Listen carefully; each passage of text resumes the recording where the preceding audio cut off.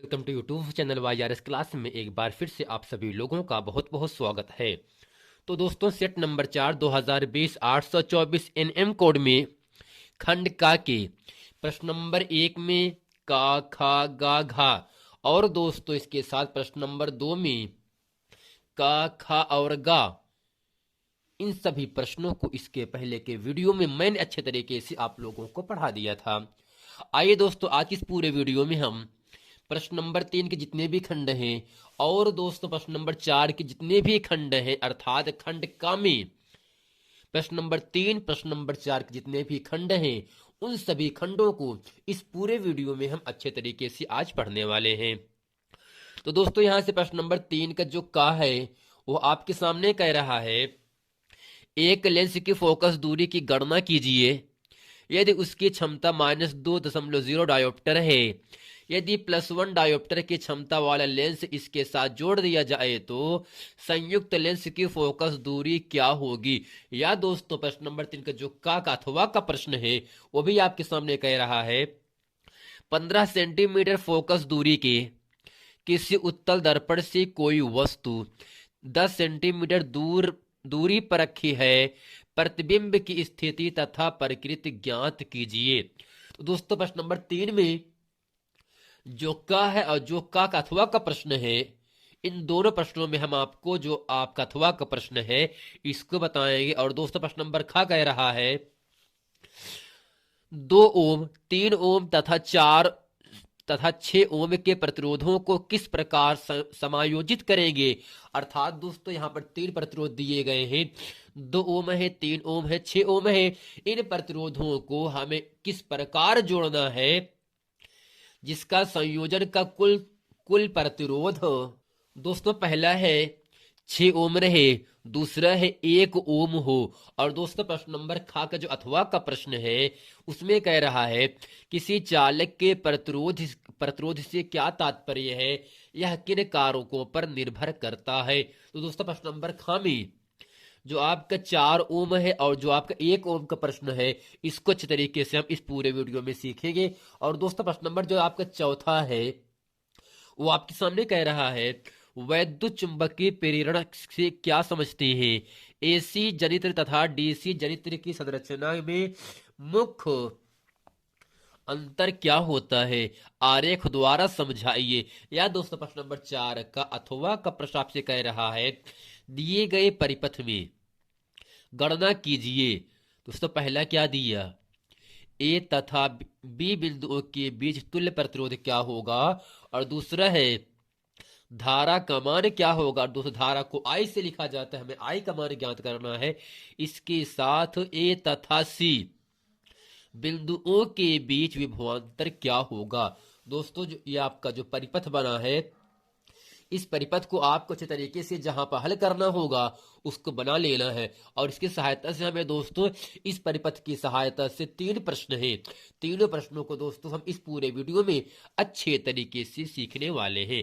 आइए दोस्तों चलते हैं प्रश्न नंबर 1 3 का जो अथवा का प्रश्न है उसको अच्छे तरीके से हम हल करते हैं। तो दोस्तों प्रश्न कह रहा है 15 सेंटीमीटर फोकस दूरी के किसी उत्तल दर्पण से। तो दोस्तों यहां से इसके हल में लिखेंगे दिया है उत्तल दर्पण में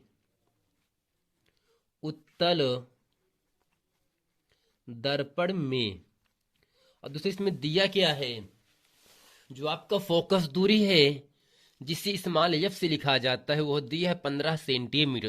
तो दोस्तों उत्तल दर्पण की फोकस दूरी धनात्मक होता है, लेकिन अगर प्रश्न में कहता अवतल दर्पण अगर होता दोस्तों तो उसका जो फोकस दूरी होगा वो हमेशा माइनस में होगा। अर्थात उत्तल दर्पण के लिए फोकस का मान धनात्मक होता है, लेकिन अवतल दर्पण के लिए फोकस का मान, वस्तु की दूरी, प्रतिबिंब की दूरी, तीनों का मान दोस्तों माइनस में होता है।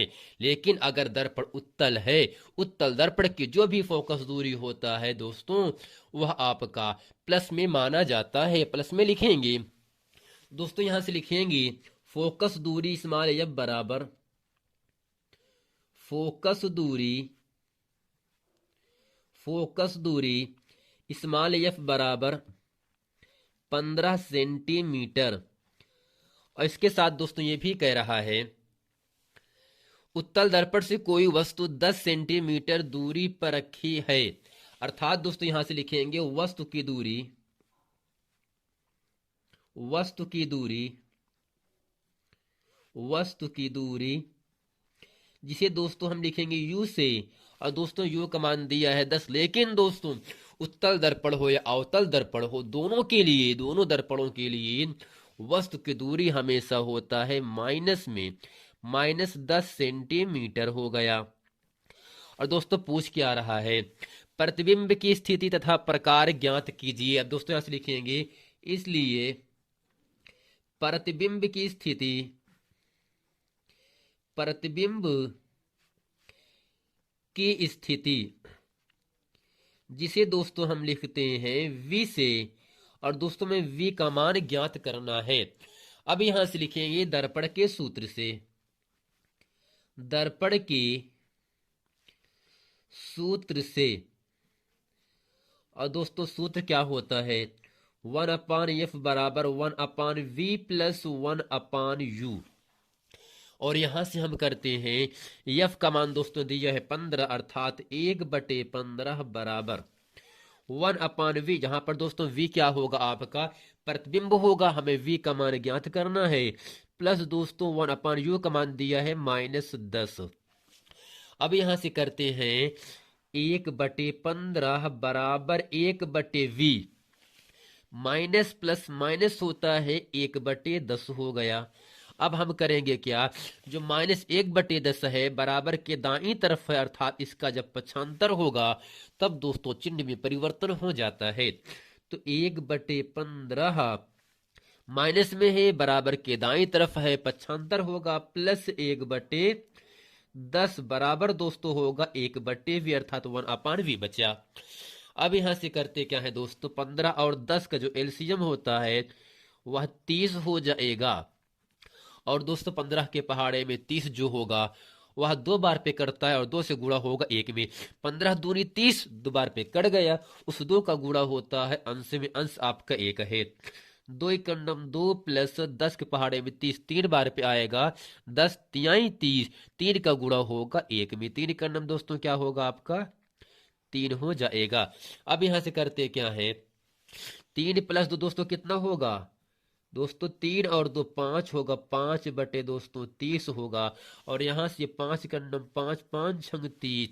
तो यहां से दोस्तों हुआ क्या, 1/v बराबर 1/6 हो गया। तिरछा गुणा कर दो तो होगा v बराबर 6, अर्थात दोस्तों यहां से लिखेंगे 6 सेंटीमीटर। दोस्तों यहां से लिखेंगे अतः प्रतिबिंब की स्थिति, अतः प्रतिबिंब की स्थिति, प्रतिबिंब की स्थिति, स्थिति, स्थिति 6 सेंटीमीटर पर है। दोस्तों आशा करते हैं प्रश्न नंबर 3 का जो अथवा का प्रश्न है इसको अच्छे तरीके से आप लोगों को समझ में आ गया होगा। अब दोस्तों चलते हैं प्रश्न नंबर 3 का जो खा का प्रश्न है इसको अच्छे तरीके से हम हल करते हैं।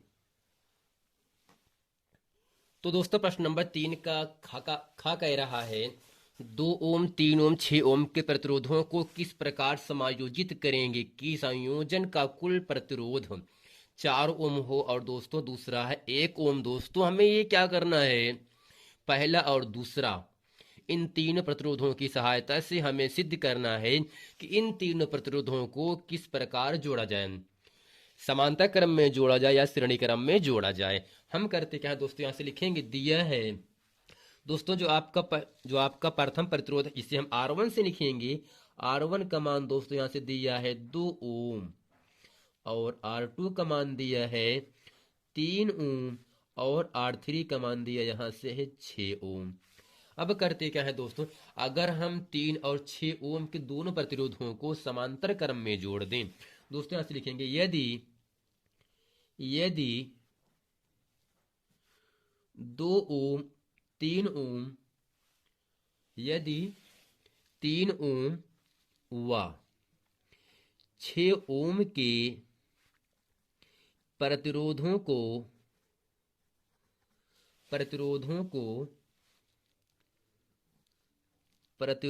को समांतर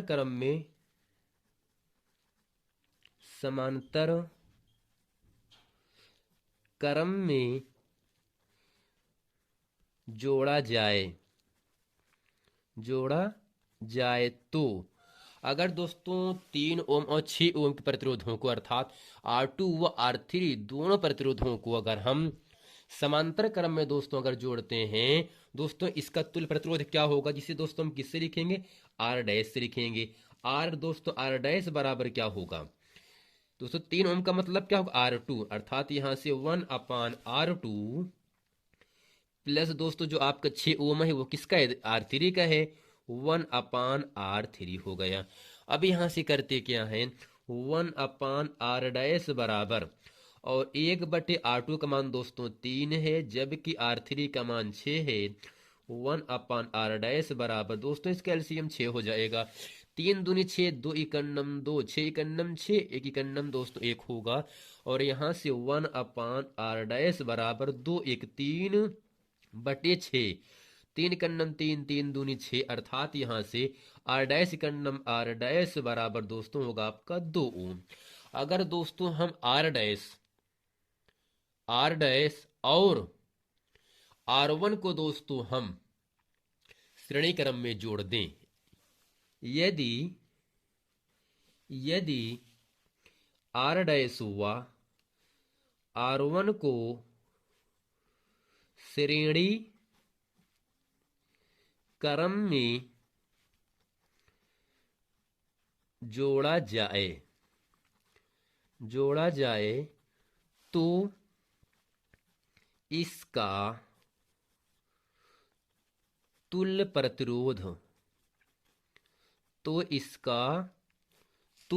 दोस्तों क्या होगा, यहां से तो यहां से लिखेंगे R बराबर R डैश प्लस दोस्तों क्या होगा, R1 हो जाएगा।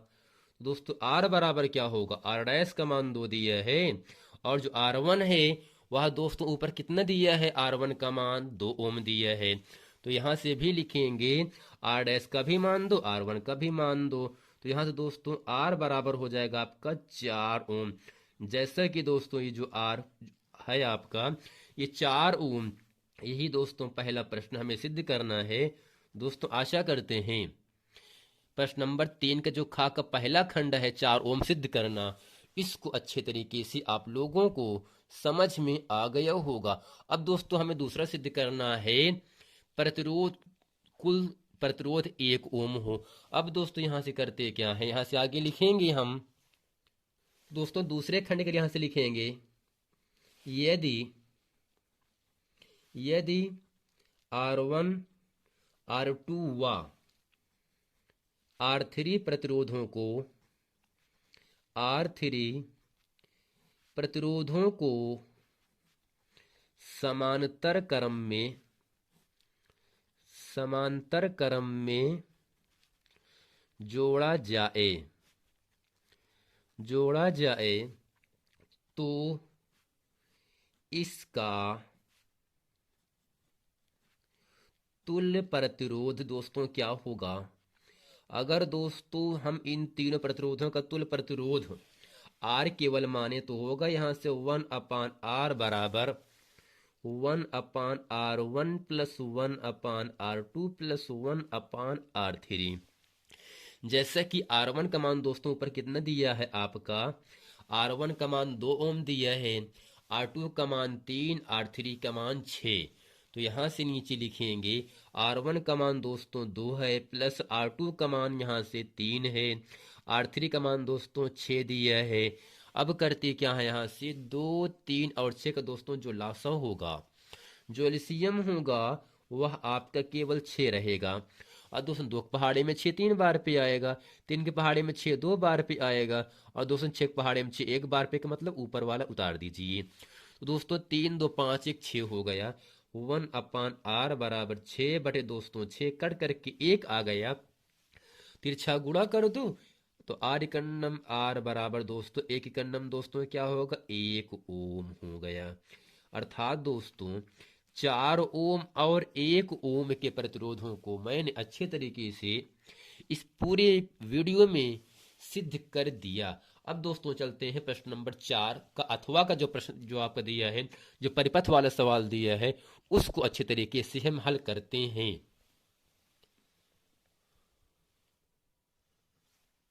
तो दोस्तों प्रश्न नंबर 4 में हमें सिद्ध करना क्या है, ए तथा बी बिंदुओं के बीच तुल्य प्रतिरोध अर्थात आर का मान ज्ञात करना है ए और बी के बीच, जिसमें दोस्तों 4 ओम दो प्रतिरोध दोनों दोस्तों समांतर क्रम में जोड़े गए हैं।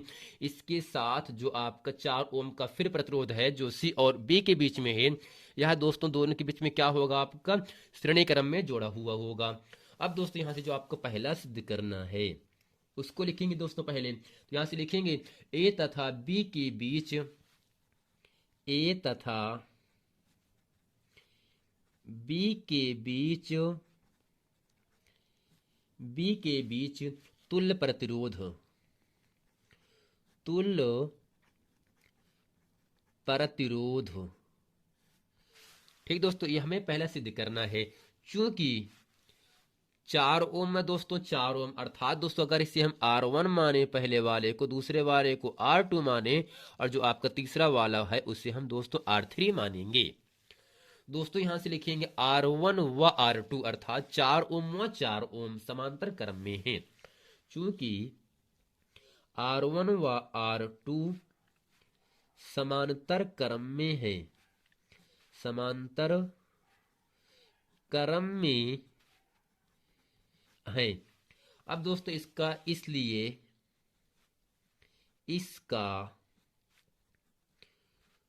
तुल्य प्रतिरोध, तुल्य प्रतिरोध अगर दोस्तों इसे हम R डैश माने तो 1/R डैश बराबर 1/R1 प्लस 1/R2 होगा। तो यहां से होगा क्या 1/R डैश बराबर 1/R1 का भी मान 4 है, R2 का भी मान 4 है, जबकि दोस्तों 1/R डैश बराबर होगा, दोनों का हर बराबर है, अंश को जोड़ेंगे तो 1 प्लस 1 1 1 2 दोस्तों होगा। 2 इकन्नम 2 2 दूनी 4 अर्थात यहां से तिरछा गुणा करेंगे R डैश इकन्नम दोस्तों R डैश होगा, 2 इकन्नम दोस्तों 2 हो जाएगा।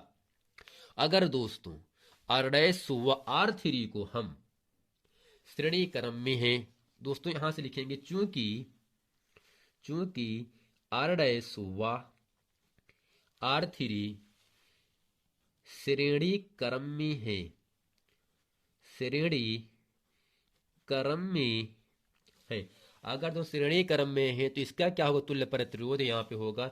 इसलिए R बराबर R डैश प्लस R3 और यहां से R बराबर R डैश का मान 2 दिया है, R3 का मान दोस्तों कितना ऊपर दिया है, यहां से दिया है आपका 4 दिया है। तो यहां से लिखेंगे 2 प्लस 4 R बराबर दोस्तों होगा आपका 6 ओम। दोस्तों ये आपका जो R बराबर 6 ओम आया, यह दोस्तों किसी किसी बीच में है, ए और बी के बीच में है ना, तो अर्थात ए और बी बिंदुओं के बीच जो आपका तुल्य प्रतिरोध आया दोस्तों वह आपका 6 ओम आ गया। दोस्तों ये जो आया 6 ओम, यह दोस्तों पहले प्रश्न का उत्तर हो गया। ठीक दोस्तों, अब दूसरा में क्या ज्ञात करना है, धारा का मान क्या होगा, तो यहां से लिखेंगे दूसरा दोस्तों यहां पे लिखेंगे धारा का मान, धारा का मान।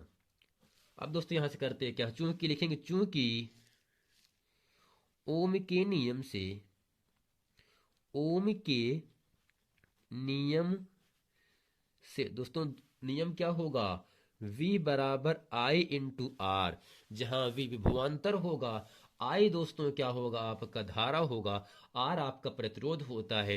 क्योंकि दोस्तों हमें धारा I का मान ज्ञात करना है तो इसलिए I बराबर होगा V बटे R।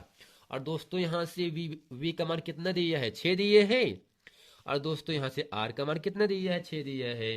दोस्तों यहां से लिखेंगे I बराबर 6 बटे 6 दोस्तों कटेगा तो I बराबर दोस्तों होगा 1, और दोस्तों जो आई है वैद्युत धारा है, वैद्युत धारा का मात्रक एम्पियर होता है। तो यहां से लिखेंगे आई बराबर 1 एम्पियर की धारा दोस्तों ये आपकी प्रवाहित हो रहा है ए और बी बिंदुओं के बीच में। अब दोस्तों यहां से हमें तीसरा खंड हल करना है, यहां से लिखेंगे तीसरा खंड। तो तीसरा क्या हल करना है, ए तथा सी बिंदुओं के बीच विभवांतर कितना चल रहा है। दोस्तों यहां से लिखेंगे इसलिए ए तथा सी के बीच विभवांतर अर्थात दोस्तों क्या होगा सूत्र, V बराबर आई इंटू आर। यही दोस्तों क्या होगा, V बराबर आई इंटू आर। ओम का नियम है, अर्थात हमें यहां से V का मान ज्ञात करना है, जबकि I का मान दोस्तों कितना दिया है, 1 अभी निकाला था। और दोस्तों आर दोस्तों कहां तक होगा, ए और सी के बीच में कह रहा है दोस्तों। 4 4 कितना हुआ था, यहां से समांतर क्रम में जोड़ने पर दोस्तों आपका 2 मिला था। तो यहां से जो आपका ए और सी के बीच में कह रहा है दोस्तों हमें विभवांतर कितना है। तो दोस्तों ए और सी के बीच में जो आपका प्रतिरोध है 4 और 4 दोनों आपके समांतर क्रम में है। दोस्तों इसका मान कितना आया था, यहाँ पर 2 आया था ना। अब करते हैं क्या, यहाँ पर आर है वहां पे रखेंगे 2। तो दोस्तों होगा V बराबर 2 एकम दोस्तों 2 होगा। और दोस्तों विभवांतर का मात्रक होता है वोल्ट, अर्थात दोस्तों V बराबर 2 वोल्ट। यह दोस्तों प्रश्न नंबर 4 का तीनों खंड हो गया। तो दोस्तों आशा करते हैं इस पूरे वीडियो में जितने भी खंड का के प्रश्न थे वे सभी प्रश्न अच्छे तरीके से आप लोगों को समझ में आ गया होगा। मिलते हैं दोस्तों नेक्स्ट वीडियो में खंड खा में, तब तक के लिए थैंक यू।